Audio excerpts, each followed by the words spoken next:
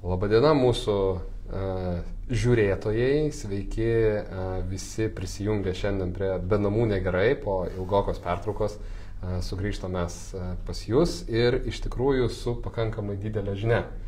Apie būsto įperkamumą kalbama jau ilgokai, daugiau negu pusę metų ir tikrai tos kalbos yra pakankamai intensyvios. Nebejoju, kad daugam iš jūsų šitas klausimas yra tikrai svarbus, aktualus ir turite ir savo klausimų apie būsto įperkamumą. Todėl šiandien šalia manęs labai, kaip sakyti, daug žinių ir kompetencijos visais šitais klausimais turintis ekspertas, SEB banko atstovas, privačių klientų finansavimo vadovas, Modestas Kieras. Sveikas, Modestai. Labai malonu, kad prisijungiai. Tai tikiu, kad šiandien mes savo žiūrovam turėsim daug atsakymų, tikiu, kad ir jie turės klausimų mums. Na ir savo ruoštų esam pasiruošę temas, kurias ketinam aptarti. Tai gal ir pradėkim nuo to, apie ką užsiminiau. Kasgi tas būsto įperkamumas, Modestai? Taip labai paprastai žodžiais, ar ne, kalbant, būsto įperkamumas tai yra vėlgi kokios, sakykime, gyventojų ar ne finansinės galimybės įsigyti būstą. Tai taip labai paprastai. Aišku, vėlgi tas įperkamumas gali būti skaičiuojamas įvairiais, sakykime, metodais ar ne ir rodikliais, bet realiai tai yra trys komponentės, kurios apsprendžia tą įperkamumą. Tai pirmas dalykas, ar ne, yra pajamos arba vidutinis darbo užmokestis, kaip pavyzdys. Tada yra būsto kaina, na ir aišku palūkanų normos, ypatingai tais atvejais, kai būsto įsigijimui yra naudojamos skolintos lėšos. Tai kaip pavyzdys mes, ar ne, mes skaičiuojame netgi du tos rodiklius. Tai pirmas rodiklis yra, kai skaičiuojame tada, kada klientas naudoja, vis tik tai įsigyja būstą su skolintomis lėšomis. Tai tada, aišku, skaičiuojame tą vidutinį darbo užmokestį, vidutinę būsto kainą. Na ir aišku, vidutinė palūkanų norma. Na ir mes taip vėlgi skaičiuodami ir nesakom, tai kiek tų kvadratinių metrų ar ne gyventojas galėtų įsigyti, jeigu jisai, sakykime, toj finansavimo struktūrai dalyvautų 20% savo lėšomis, na, o ta struktūroje, ar ne, kiek jisai gali išleisti, ar ne, paskolą tarnauti, būtų iki 25% nuo bendrų pajamų. Tai jūsų vertinime ta riba viršutinė paskolos naštos, jeigu taip galim pavadinti, ar ne, yra 25%. Na, sakykime, mes kaip tokį imam šio rodiklio skaičiavimą. Aišku, tiek atsakingos skolinimosi nuostatai, tiek mes vertiname iki 40%, bet būtent šio rodiklio matavimui skaičiuojame, kad iki 25%, ar ne. Tai tokiu atveju sakom, kad kiek kvadratų jisai gali įsigyti, ar ne, tas vienas gyventojas šiuo atveju. Tai vėlgi matuojame taip ir aišku matome, kad tas pastaruoju metu tas įperkamumo rodiklis tikrai yra sumažėjęs arba suprastėjęs. Tai tarkim dabar skaičiuojant, taip mes matome, kad tokiu būdu galėtų įsigyti 25 kvadratinius metrus, ar ne? Mažokai. Mažokai. Kaip pavyzdys, sakykime, 20 taip metais buvo 45, šiek tiek daugiau, tai iki 50 kvadratų. Tas rodiklis jisai per tuos 3 metus tikrai stipriai sumažėjo. Jeigu žiūrėti į tą kitą rodiklį, kur jau nenaudojame skolintų lėšų, tai tas, sakykime, rodiklio sumažėjimas yra gerokai nuosaikesnis. Vėlgi žiūrint per pastarosius metus, bet tai ten irgi, bet ten labiau yra apskaičiuojama, kiek atlyginimų metinių tau reikia tam, kad įgyti, pavyzdys, 50 kvadratinių metrų būstą. Tai vadinasi, skiriasi metodikos rodiklio skaičiavimo tuo atveju, kai yra iš skolintų lėšų perkama, ar ne, tada skaičiuojat kvadratus. Taip. Tai čia Vilniuje 25 kvadratų. Vilniuje, mes kalbame apie Vilniuje, taip. Aha. Vienam žmogui, dirbančiam vidutinį atlyginimą. Vidutinį darbo užmokestį. O ką gali įsigyti savomis lėšomis perkantis? Kaip dabar situaciją matot? Tai vėlgi, jeigu sakom 50, mes tada jau matuojam taip pat, jeigu imam 50 kvadratinių metrų būstą, tokį vienam asmeniui, ar ne, sakykime, priimtiną, ar ne, ir patogų, tai jam reikėtų maždaug apie 8 metinių atlyginimų vidutinių, tam, kad jisai galėtų įgyti tokios kvadratūros būstą. Tai kalbėjom, kad tai yra maždaug 2009 metų lygis, ne? Jeigu kalbant to pirmo rodiklio atveju, tai taip, tai čia maždaug apie 2009 metų lygis. Nes vėlgi tam įtaką darė vienas dalykas, aišku, būsto kainos, pajamų augimas, bet labai didelį įtaką pastaraisiais metais darė ir palūkanų normų augimas, būtent Euriboro. Tai užtat todėl tas pirmasis rodiklis yra stipriai, ar ne, sumažėjęs. Jeigu kalbant apie antrąjį rodiklį, kur nenaudojam skolintų lėšų, tai jis pasiekė maždaug kokį 2017-2018 metų lygį. Tai dar pakankamai nestipriai, sakykime, jisai nukrito arba suprastėjo. Tai faktiškai tai, ką aš girdžiu, turbūt galima sakyti, kad pagrindinė priežastis šiandien dienai tai yra Euriboro įtaka, ar ne?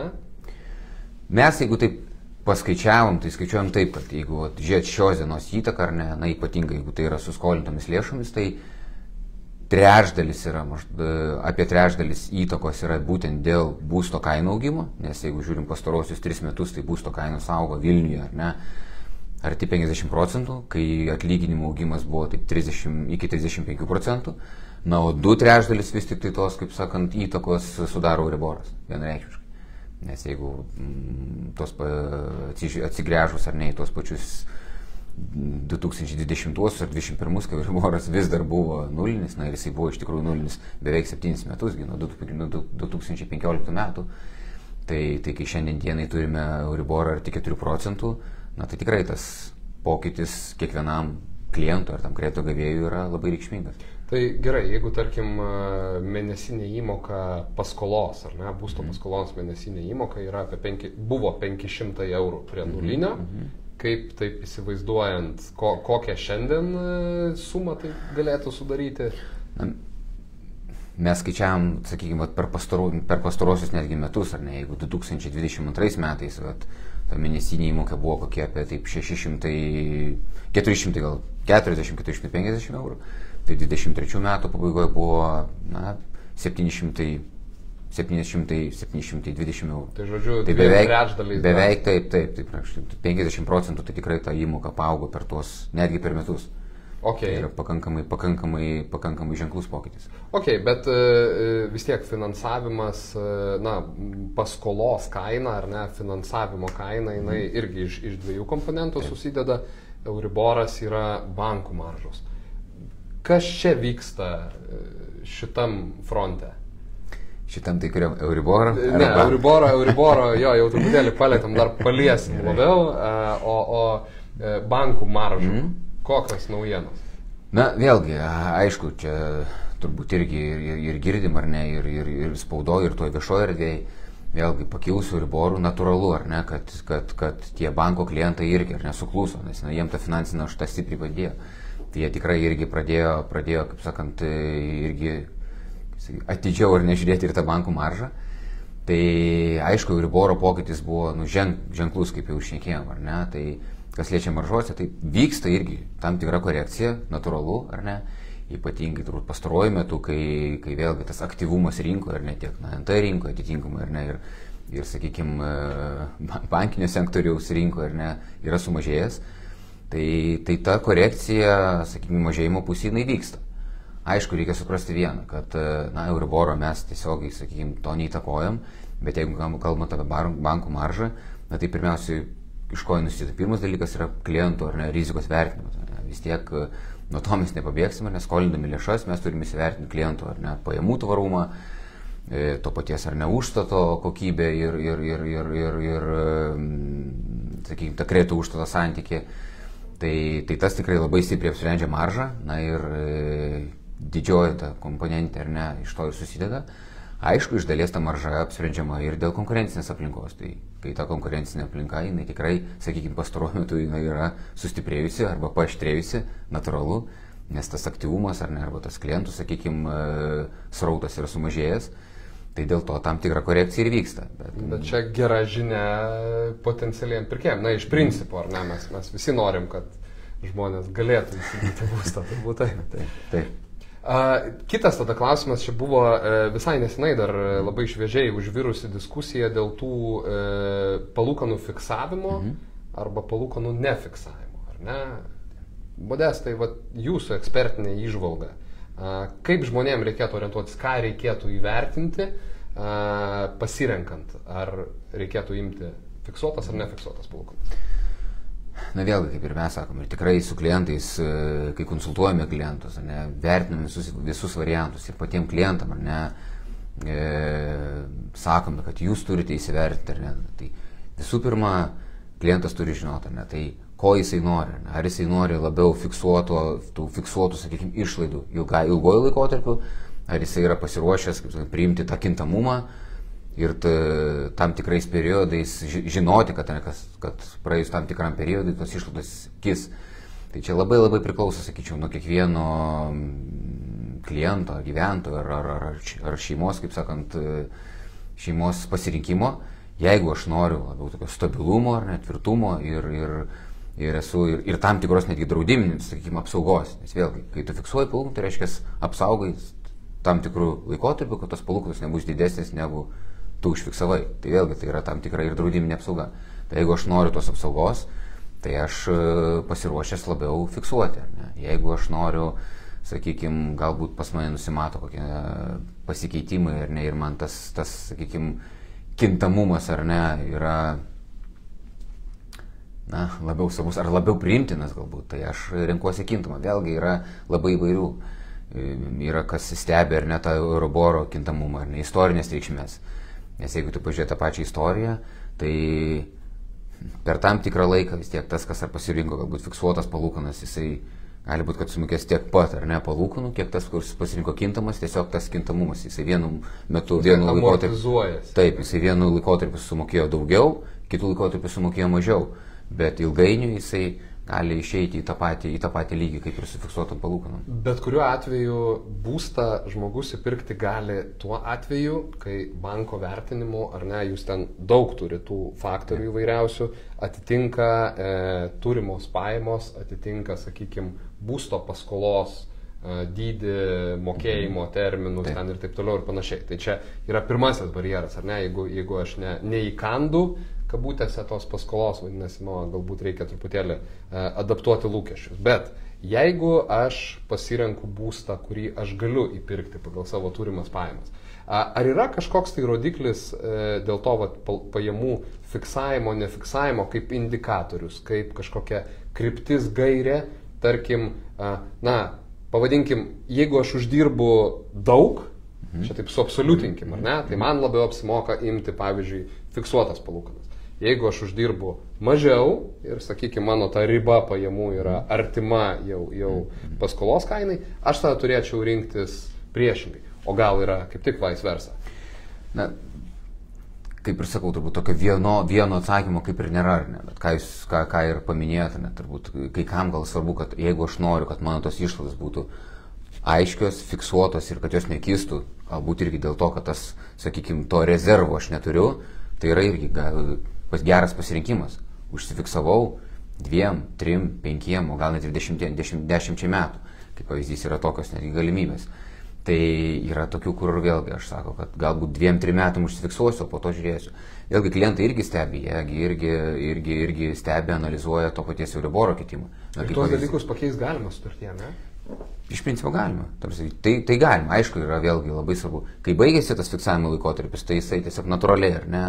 Nes jeigu aš užfiksavau, yra sutartyse numatyti, kad jeigu užfiksavau 2 metam, tai tada po 2 metų aš tiesiog pereinu į kintamas palūkanas arba galiu vėlgi susitarti dėl naujo fiksavimo. Bet tada jau vadinasi, tas fiksuojama bus to meto. Jau to meto, aišku, kaina. Bet čia turbūt pagrindinė įžvalga, aš taip sakyčiau, yra būtent sekti, ar ne, pirmas dalykas, vertinti lūkesčius, norus, galimybės ir antras dalykas, priėmus tą sprendimą, sekti situaciją. Teisingai.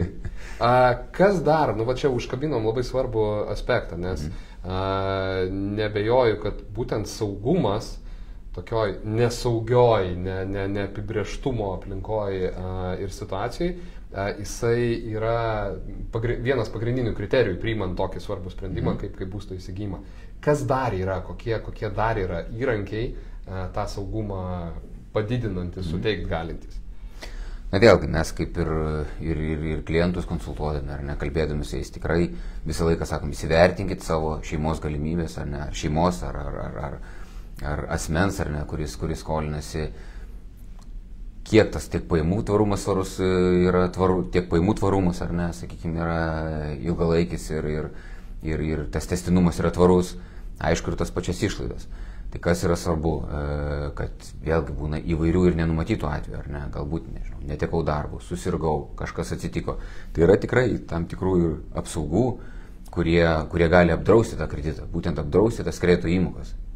Yra, sakykim, tie būsto kredito ar ne draudimai, kurie apsaugo nuo tokių nenumatytų arba sakykim, netikėtų atvejų. Ar čia brangus malonumas? Nu, aš malonumas tai ironiškai sakau, nes čia ne malonumas, čia būtinybė turbūt apie tai pagalvoti įmant būsto paskolą. Vėlgi, aišku, labai priklauso irgi nuo sumos, ar ne, kuo mažesnė suma, tai ta apsauga to yra, sakykim, ta kaina apsaugos yra mažesnė. Tai nėra labai brangus tikrai turbūt draudimas. Atsižvelgiant į rizikas, tai bet atsižvelgiant į riziką, vėlgi, mes irgi, netgi ir dabar, ar ne, tas sunkmetis, sakykime, tas neapibrėžtumas jau ir dabar yra. Ir tikrai yra klientų, kurie susiduria su tais finansiniais sunkumais jau dabar ir kreipiasi į mus.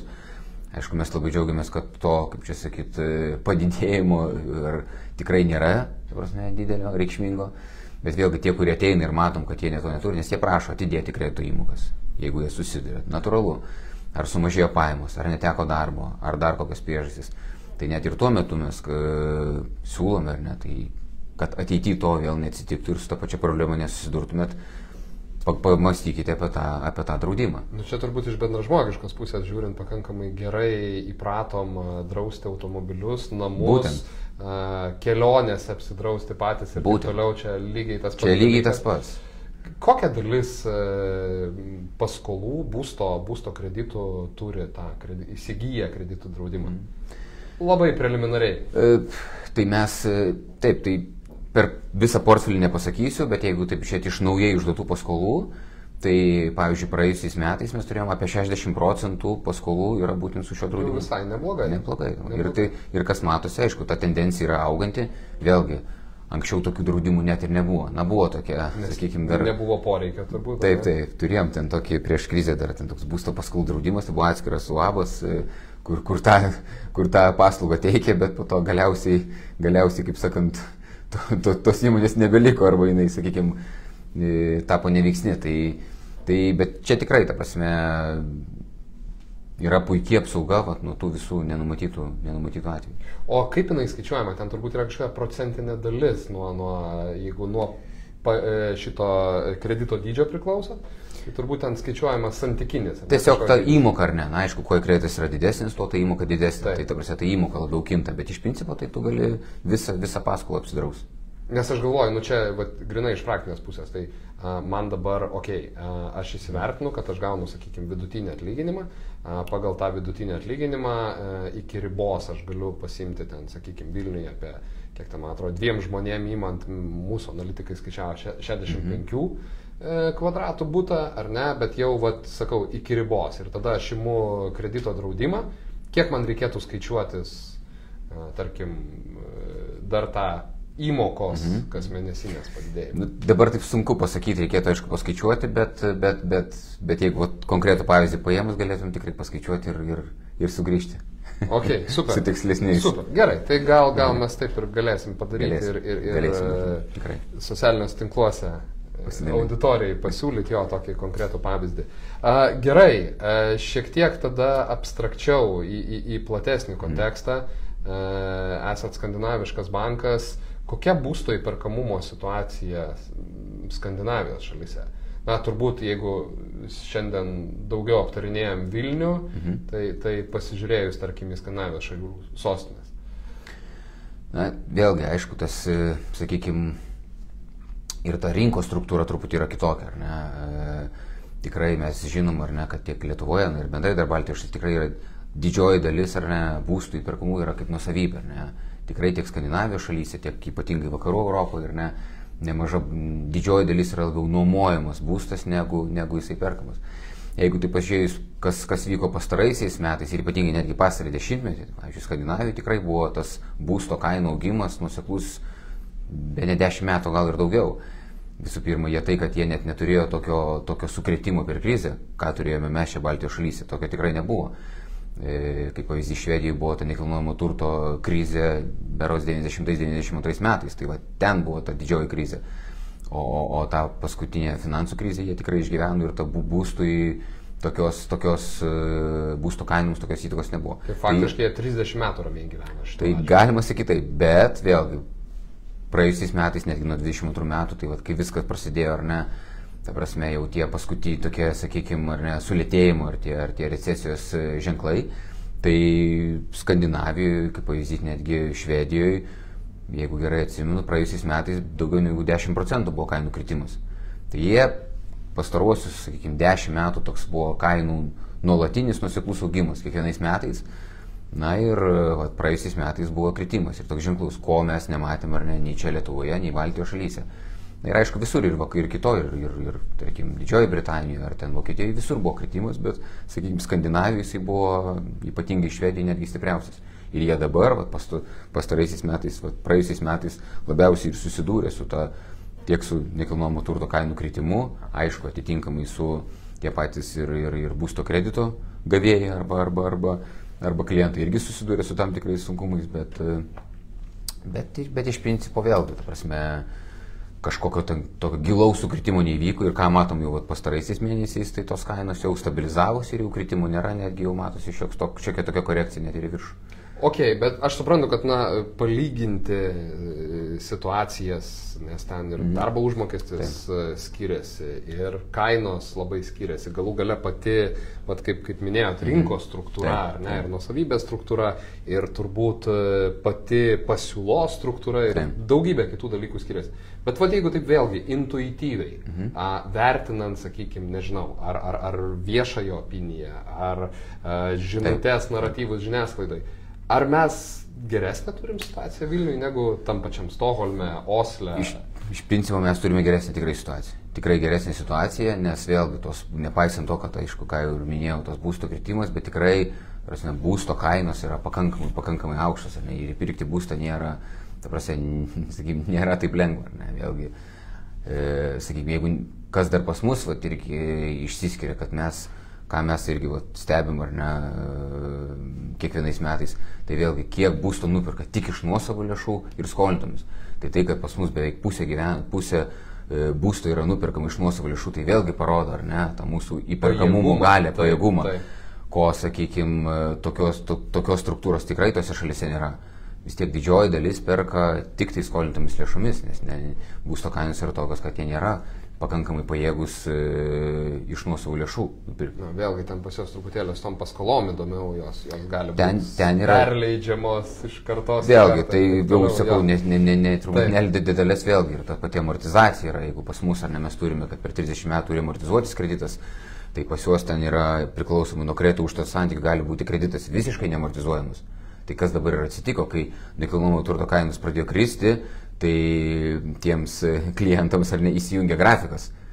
Kaip pavyzdys, jie daug metų nemokėjo visą įmokų tik palūkanas, tu tai gali, tarkim, Skandinavijoje. Priešingas efektas įvyko, kai jie nukrito kainos. Pradėjo mokėti, bet tokia yra, nes tai yra, vėlgi tai yra tam tikri irgi saugikliai, jeigu kredito ir užstato santykis ar ne, jisai prastėja, tada atitinkama ar ne, yra reikalavimas iš banko, kad tu kreditą amortizuotum, kad jisai išsilygintų tas santykis kartu su nekilnojamo turto kainu. Prieš, kaip sakyt, užbaigimo finišo tiesėje dar noriu truputėlį grįžti prie klientų, prie, sakykime, tų aspektų, ką jam reikėtų įsivertinti, ar ne? Tai kai šnekėjom, pirmas dalykas, reikia įsivertinti savo galimybės, ne? Kalbam apie šeimos pajamas, jų stabilumą. Dabar minėjot, kad jūs skaičiuojat kaip pagrindinį, sakykime, indikatorių 25% pajamų skiriamų, tarkim, 25% lubas pajamų dalį skiriama paskolos aptarnavimui, ar ne? Gal tik patikslinsiu, čia gal tam rodiklių skaičiuoti mes taip. Bet iš Aš principo vertiname mes iki tą, kai ir atsakingos skolinimosi nuostatos leidžia, tai iki 40% nuo pajamų, ar negali būti skirta finansinė. Bet aš galvoju, čia toks visai įdomus dalykas, nes, pavyzdžiui, aš imdamas paskolą, tai aš galiu galvoti, kad aš turiu neperlepti savo, tarkim, 25. Iš kitos pusės aš turiu galvoti apie saugumą, tai reiškia apie savo turimą rezervą. Aš turiu, tarkim, ten santaupų, kaip ten rekomenduoja, bent 3 mėnesių mėnesinių vidutinių pajamų santaupas turėti, ar ne? Kas dar, ką dar reikėtų atkreipti dėmesį pirkėjams, galvojant apie būsto įsigijimą, sakykime, šiuo metu, kai mes turim pakankamai didelį neapibrėžtumą, bet lyg tai besisklaidančius debesis kažkur horizonte. Tai teisingai jau Rytai ir paminėjot, ar ne, kad tai pirmas dalykas, aišku, įsivertinti savo finansinės galimybės, įsivertinti savo kaštus ir išlaidas, vėlgi, ar ne, ar aš jas žinau, ar ne, vėlgi su tom pačiom įmokom. Tai šiandien dienai, jeigu kad ir kintamom palūkanom, tai reikia įsivertinti, ar ne, tas galimybės grąžinti, nepaisant to, kad mes ir esame, ar ne, pike, bet yra įvairių etapų, ką jau ir matėme, ar ne, tos palūkanos gali nukristi tam tikrų periodų, bet jos gali ir vėl pakilti. Tai vėlgi netgi įsivertinti ir mes vertindami klientų, ar ne, tą pajamų tvarumą, ir netgi sakom tokį, kas būtų, jeigu būtų, ar ne, tai jeigu vis tik tos palūkanos būtų dar aukštesnės, kiek aš esu pajėgus, ar ne, grąžinti tą paskolą. Tada labai svarbu, aišku, tas rezervas, ką jau irgi paminėjot, tai jeigu kažkas atsitiktų, ar ne, ar aš turiu tą rezervą, sakykime, tiek savo išlaidom padengti, ar ne, tiek galbūt įmokom. Na ir dar tas aspektas, ką jau kalbėjom, tos draudiminės apsaugos. Tai tikrai tam, kad gyventi ramiau arba įsigyti būstą saugiau, tai turėti tas apsaugas būtent nuo nenumatytų atvejų. Jeigu kažkas atsitiktų, tai kad galėčiau aš tas įmokas toliau mokėti. Supratau. Tema labai aktuali, klausimų labai daug, pašnekovas labai kompetitingas, tai tas laikas bėga tiesiog šuoliais. Turim keletą minučių. Aš labai norėjau dar paliesti tokį, tą perspektyvinį tokį žvilgsnį, kaip banko ekspertas, ar ne, kaip jūs matot šiuos metus būsto pirkėjams, potencialiems būsto pirkėjams, kuo jam tikėtis, ko jam laukti. Sakėt, kad pagrindiniai 3 poliai, sakykime, tie banginiai, ant kurių laikosi būsto įperkamumas, tai yra pajamos, ar ne? Čia susiję ir darbo rinkos pokyčiai, ir prognozuojami, tarkim, darbo užmokesčio augimas, jūs tas prognozes taipogi darote, ne? Antras dalykas yra būsto kainos, trečias dalykas, būsto kainos, mes čia matom vos ne kasdieną besikeičiančius reikalavimus būstui, tai nesam tikri, kaip tas, tikrai negalėčiau šiandienos situacijoje garantuoti, kad būsto kainos neauks, kai reikalavimai auga, kas savaitę po naują reikalavimą atsiranda. Ir trečias dalykas yra paskolos kaina, finansavimo kaina, ar ne? Tai minėjot, kad šiuo metu yra korekcijų bankų maržose. Euriboras visgi pati didžiausia įtaka. Šituos 3 polius, jeigu paimtumėm labai trumpai tokį projekciją, vektorių per šiuos metus. Tai ką iš tikrųjų ir matoma, ne tie visi baziniai rodikliai, ne tiek, sakykime, vidutinio darbo užmokesčio augimas, ar ne, jisai planuojamas ir toliau, galbūt ne tokiu tempu, kaip buvo praėjusiais metais, bet vis tiek numatytas augimas. Visi tie baziniai rodikliai kaip ir tuos pozityvius ženklus rodo. Kas dabar labiausiai, dėl būsto kainų vėlgi, ar ne, ką ir matom šiuo metu, tai tokios, kaip čia sakyti, lūkesčio, ar ne, kad jos labai stipriai koreguosis, ar ne, į vieną ir kitą pusę, gal ir nėra panašiam lygiai, bet jeigu kalbant apie palūkanas, tai čia turbūt didžiausias yra, sakykime, lūkestis, ar ne, visų, tai tiek, aišku, ir ant rinkos dalyvių, tiek ir mūsų, tai kad, nes tai jau žinom, ar ne, ECB jau tos žingsnius daro, ar ne, tai kai tik tai pradės mažėti bazinės palūkanų normos, natūralu, kad tas aktyvumas turėtų jisai iš karto pasikeisti į teigiamą pusę. Kada jūs tai dabar vėlgi pagal to paties centrinio banko retoriką, ar ne, ar žinutės, ką mes išskaitom, tai labiausiai tikėtina, kad pradėtų mažėti apie metų vidurį. Aišku, tas kovo mėnesį numatytas posėdis, tai jo metu vėlgi turėtų būti ištransliuota žinutė, ar taip ir bus. Tai jeigu sakom, kad pagal dabartinės prognozes jau metų vidury turėtų pradėti mažėti, tai dabartinė prognozė sako, kad tas 3 mėnesių Euriboras, ar ne, jisai gali pasiekti net 2,8 procentų lygį metų pabaigoje. Nors nepaisant to, kad atrodė prieš kelis mėnesius net kalbėjom apie tos pačius 2,5. Na, ir kiekvieną mėnesį vis ta prognozė kinta, bet dabar yra kalbama maždaug apie 2,8%. Tai... Bet gal yra tikimybė, kad jis greičiau mažės, jeigu jis šiek tiek vėliau pradeda mažėti, nes, turbūt Centrinis bankas irgi turi tam tikrus ekonominius lūkesčius, kaip visą tai, jie kaskaduos. Taip, tai jie vis tiek, jie stebit pagrindinis jiems rodiklis infliacija, ne? Jie tą infliacijos rodiklį stebi kiekvieną mėnesį ir pagal tai ar nereaguoja, ar vis tik greičiau mažinti tas bazinės palūkanas ar ne. Tai aš vėlgi nesakyčiau, jeigu 2,8 ar panašiai pasiekti, jau yra pakankamai reikšmingas pokytis nuo dabartinių 3,8. Ir norėjau sakyti, tai 1%.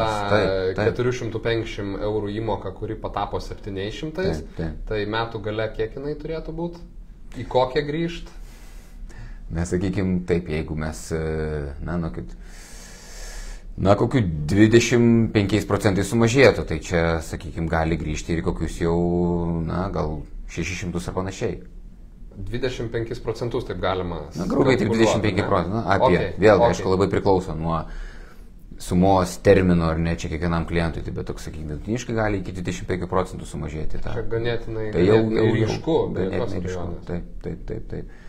Jau kalbant apie kitus metus, aišku, vėlgi yra projekcija mažėjimo, bet sunku, aišku, dar vertinti kitus 25 metus, kai nežinia, kaip čia šiais metais susiklostys ta situacija.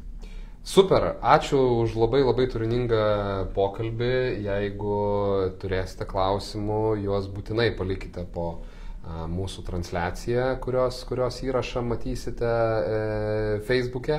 O mes tada su Modestu bendromis jėgomis tikrai pasitengsim tos klausimus atsakyti. Tai dar sykį ačiū už įžvalgas, ačiū už patarimus ir ačiū už tas prognozes. Dėkui Modestui. Dėkui. Ačiū žiūrėjusiems ir sakau iki kitų kartų.